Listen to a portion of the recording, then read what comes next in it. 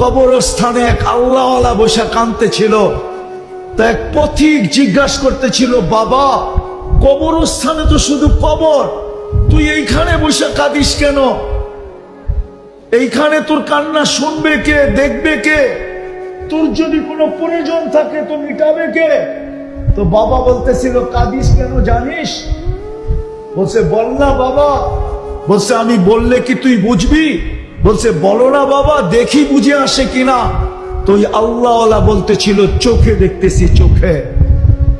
এই মানুষগুলা যখন জমিনের উপরে ছিল তা আল্লাহ 24 ঘন্টা মাফ করার জন্য ডাকতে থাকতো, কিন্তু অনেক কম সংখ্যক যারা 24 ঘন্টা একবার হাত উঠাইতো আর বলতো, আল্লাহ মাফ করা। তো বাবা বলতেছিল, চোখে দেখতেছি এই মানুষগুলা যখন উপরে ছিল তা আল্লাহ মাফ করার জন্য ডাকতেন, কেউ হাত তুলতো না।